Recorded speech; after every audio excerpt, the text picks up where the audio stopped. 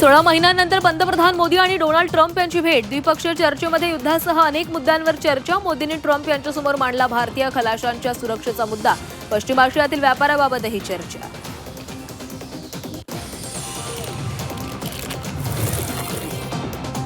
शिवसेना उद्धव बाळासाहेब ठाकरे पक्षाकडून सर्व खासदारांना व्हीप जारी. संसदीय दल बैठकीला सर्व खासदारांना हजर राहण्याचे आदेश.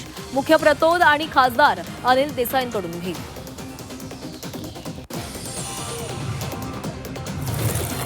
खासदार संजय जाधवांच्या सुरक्षेमध्ये वाढ. परभणीतील निवासस्थानाबाहेर पोलिसांचा बंदोबस्त. खबरदारी म्हणून पोलीस बंदोबस्त वाढवला.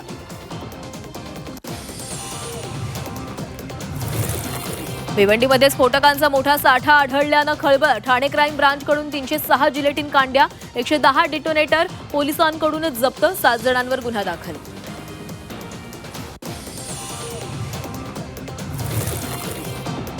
महाराष्ट्रामध्ये मान्सूनची आगेकूच रखडली. मुंबईमध्ये 25 जूनला मान्सूनचं आगमन होण्याची शक्यता. 3 दिवस उष्णतेच्या लाटेची स्थिती. पावसानं दडी मारल्यानं राज्यामध्ये पाणी संकट आणखी गडद. नाशिकमध्ये दर शनिवारी पाणी पुरवठा बंद राहणार. नवी मुंबईमध्ये स्विमिंग पूल, वॉशिंग सेंटर बंद. धरणांनी तळ गाठला. बळीराजाच्या नजरा आभाळाकडे. पावसानं ओढ दिल्यानं पाणी वापरावर निर्बंध. मुंबईमध्ये पाणी वापरावर निर्बंध. नवीन बांधकामांच्या नळ जोडण्या बंद. नवीन बांधकामं, जलतरण तलावाच्या पाणी पुरवठ्यावर मर्यादा. औद्योगिक व्यावसायिक पाणी पुरवठ्यामध्ये 20% कपात. अकोल्यातील गॅस प्लांटजवळ आग. अग्निशमन दलाकडून आगीवर नियंत्रण. सुदैवानं आगीमध्ये कोणतीही जीवितहानी नाही. आगीचं नेमकं कारण अस्पष्ट. दापोली हर्णेमध्ये 60 कुटुंबावर पुन्हा संकट.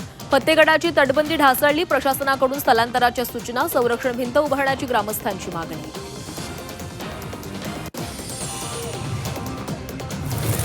महावितरणकडून नवीन ट्रान्सफॉर्मर. पनवेलकरांना मोठा दिलासा. महावितरणकडून केबल दुरुस्ती पूर्ण.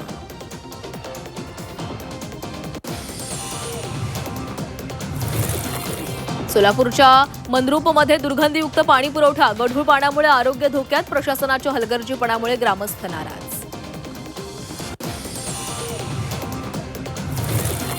ऑपरेशन टायगरमुळे शिवसेना उद्धव बाळासाहेब ठाकरे पक्ष आक्रमक. हिंगोलीमध्ये आष्टीकरांविरोधात आंदोलन. आष्टीकरांच्या प्रतिकात्मक पुतळ्याचं दहन. सोलापुरातही शिवसैनिकांकडून घोषणाबाजी. पुणे महापालिका सभागृहामध्ये गदारोळ. सभागृहात भाजप राष्ट्रवादी शरदचंद्र पवार पक्ष आमने सामने. अनधिकृत बांधकामावरून सभागृहामध्ये राडा. भाजप राष्ट्रवादी शरदचंद्र पवार पक्षाचे नगरसेवक आमने सामने. दोन्ही बाजूंमध्ये शाब्दिक चकमक होऊन गोंधळाची परिस्थिती निर्माण. परप्रांतीय रिक्षा चालकांची मराठी शिकवणी उधळली.